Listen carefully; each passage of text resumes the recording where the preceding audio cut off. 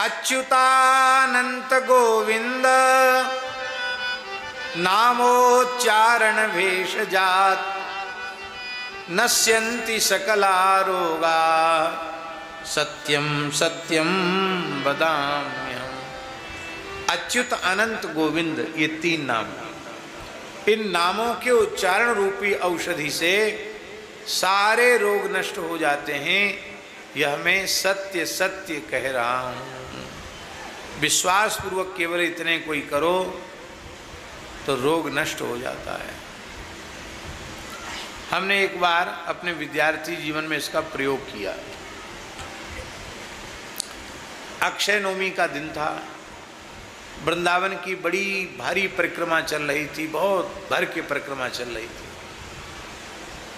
और हमको बहुत तेज बुखार था। इतना तेज बुखार था कि 2-2, 3-3 कंबल भी सर्दी कम नहीं कर रहे थे। एकदम ऐसे शरीर कांप रहा था, शरीर टूट रहा था, अपने आप उठना मुश्किल, इतना तेज बुखार। हमारे मन में बार बार व्याकुलता हो रही थी, वृंदावन की सब परिक्रमा कर रहे हैं, बताओ अक्षय तृतीया को, अक्षय नवमी को, कार्तिक शुक्ला नवमी को हम परिक्रमा नहीं कर रहे हैं। सुदामा कुटी में थे तब की बात है। तो हमने अपने मन में सोचा आज इसी मंत्र का प्रयोग करते बुखार उतारने के लिए, अच्युतानंत गोविंद नामोच्चारण भेषजात नश्यन्ति सकला रोगा सत्यम सत्यम वदाम्यहम्।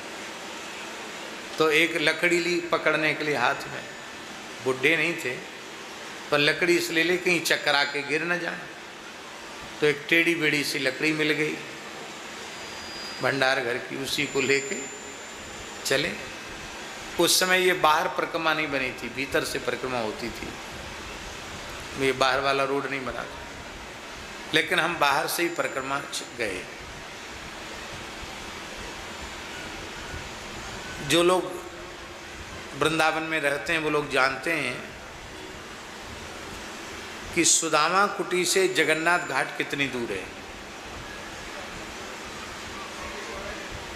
कितनी दूर है? 500 मीटर भी नहीं, 200-250 गज होगा।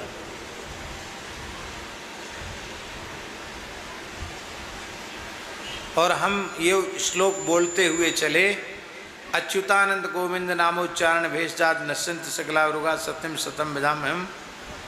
हम आपको क्या कहें कृष्णानंद जी महाराज, जगन्नाथ घाट पहुँचते पहुँचते बुखार समाप्त हो गया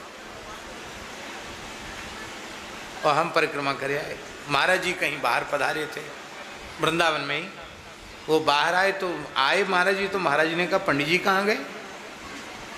तो पंडित जी तो परिक्रमा चले गए। अरे परिक्रमा इतने तेज बुखार में, उधर से लौट के आए तो एकदम स्वस्थ।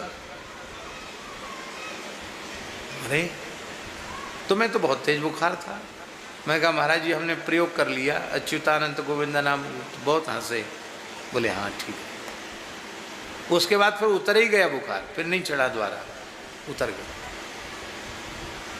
तो ये प्रत्यक्ष चमत्कार है, भगवान नाम का उच्चारण करने से भवरोग समाप्त हो जाते हैं। शरीर के रोग क्या हैं?